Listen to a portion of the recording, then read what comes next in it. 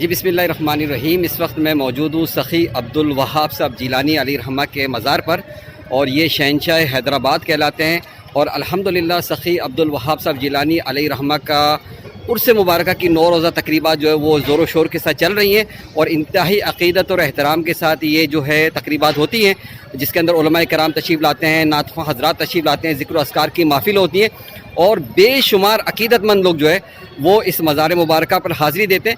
میرے سامنے جو گنبد نظر آ رہا ہے یہ سخی عبدالوہاب صاحب جیلانی علیہ رحمہ کا مزار شریف کا گنبد مبارکہ ہے، اور اس کو نسبت وہی حاصل ہے جو سرکار غوث پاک رضی اللہ تعالیٰ عنہ کو ہے، کیونکہ یہ نور نظر تھے غوث پاک رضی اللہ تعالیٰ عنہ، تو ان کے حوالے سے یہ مزار شریف جو ہے اس کا گنبد بھی اسی طرز کا بنایا گیا ہے جو غوث پاک شیخ عبدالقادر جیلانی محبوب سبحانی رضی اللہ تعالیٰ عنہ کے حوالے سے تھا۔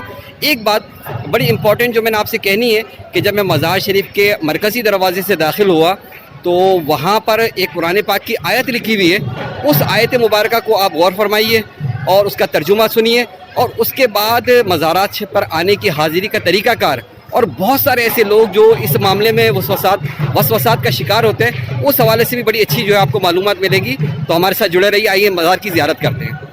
حسبنا اللہ و نعم الوکیل، نعم المولا و نعم النصیر۔ ہمیں اللہ کافی ہے اور وہ بہت کارساز ہے، اور وہ کیا ہی بہترین کارساز ہے اور کتنا بہترین مددگار ہے۔ یہ سخی عبدالوہاب صاحب جیلانی علیہ رحمہ کے مزار شریف کا مرکزی دروازہ ہے جس پر یہ آیت مبارکہ لکھی ہے۔ مجھے مزار شریف کے دروازے پر اس لیے بھلی لگی کہ مزارات اولیاء کے حوالے سے بعض لوگ عام لوگوں میں بہت زیادہ غلط فہمیاں پیدا کرتے رہتے ہیں، حالانکہ حقیقی کارساز مددگار صرف اللہ ہے، اور یہ اولیاء اللہ ہمارے لیے وسیلہ ہے جو اللہ کی عطا سے اپنے فیوز و برکات لوگوں میں تقسیم فرما رہے ہیں۔ وہ کسی نے ایسے ہی تو نہیں کہا کہ اللہ اللہ کیے جانے سے اللہ نہیں ملتا، یہ اللہ والے ہیں جو اللہ سے ملا دیتے ہیں۔ نماز، میں عصر کی نماز سے پہلے جب مزار شریف میں داخل ہوا تو میں نے نیت کر لی تھی کہ پہلے عصر کی نماز با جماعت پڑھوں گا، پھر سخی عبدالوہاب صاحب جیلانی علیہ رحمہ کے در دولت پر حاضری دوں گا۔ مزار سے متصل مسجد جو کہ عموماً ہر مزار شریف میں ہوتی ہے، میں نے دیکھا کہ احاطہ مزار کو نماز کے وقت بند کر دیا گیا ہے۔ خادمین مزار لوگوں کو باقاعدہ ترغیب دے کر بتا رہے تھے کہ نماز کا وقت ہو گیا ہے، نماز کا وقت ہو گیا ہے۔ آپ خود بھی سماعت فرمائیے۔ بھائی صاحب نماز کے ٹائم یہ بند ہو جاتا ہے؟ جی جی، اچھا، یہ ہر جماعت میں بند ہوتا ہے۔ اچھا ہے، یعنی اس کو بالکل بند کر دیتے ہیں نماز کے ٹائم؟ نماز کے لیے بند ہوتا ہے، پھر جماعت کے بعد کھل جاتا ہے۔ جماعت کا پھر کھل جاتا ہے، یہ اچھی بات ہے۔ کرتے ہیں اچھا، کھل دیتے ہیں نماز کے وقت۔ اچھا، ٹھیک ہے۔ دیکھیں، مزار پر حاضری ایک اچھا عمل ہے، فرض نہیں۔ صوفیہ فرماتے ہیں کہ جتنے بھی نوافل و مستحبات کے عمل پر سمجھ لیں کہ آپ کو 1 0 ملتا ہے، لیکن جیسے ہی ان بہت سارے نوافل و مستحبات کے 0 میں فرض کا 1 لگا دیں گے تو وہ عمل کتنا ہو جائے گا، حساب آپ خود لگا لیں۔ لہٰذا فرض کبھی نہ چھوڑیں، ورنہ ہر نفل اور مستحب فقط 0 ہی رہے گا۔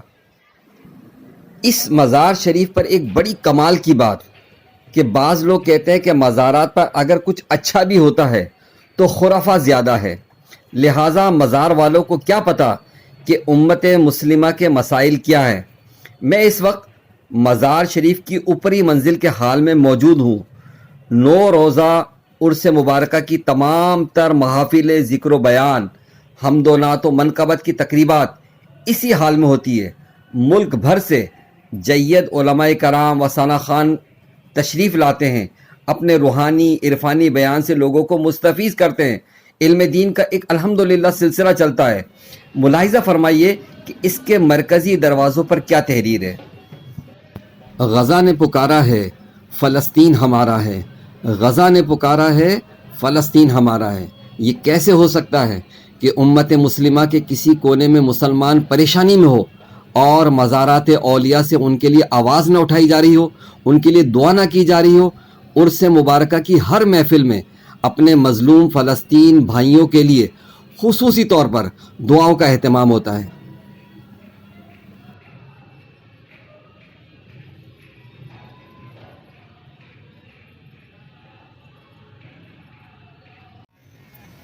آخری بات، اس مہنگائی کے دور میں فقط 30، 40 یا 50 روپے میں ایک غریب اس طرح کے مزارات مبارکہ پر آ کر کھانا کھا سکتے ہیں، اور یہ 30-40 روپے کھانے والے نے نہیں بلکہ کھلانے والے نے ادا کرنے ہیں۔ اسلام میں کھانا کھلانے کی کیا اہمیت ہے وہ تو ہر کوئی جانتا ہے، لیکن یہ فیض ان سخیوں کے در سے جڑا ہے۔ یہ وہ چند باتیں تھیں جو سخی کے در سے حاصل کر کے آپ تک پہنچا دیے۔ اللہ تعالیٰ توفیق دے کہ ہم اپنی خواہشات نفس اور رسومات سے نکل کر ان روشن تعلیمات پر عمل پیرا ہوں جو ان بزرگوں کے در سے حقیقی معنوں میں نکلتی ہے، کیونکہ اولیاء اللہ حضور ختم المرسلین صلی اللہ علیہ وسلم کی نبوت کا فیضان ہے، اور یہ فیضان ہمیشہ رہے گا۔ سخی کا در ہمیشہ شاد و آباد رہے گا۔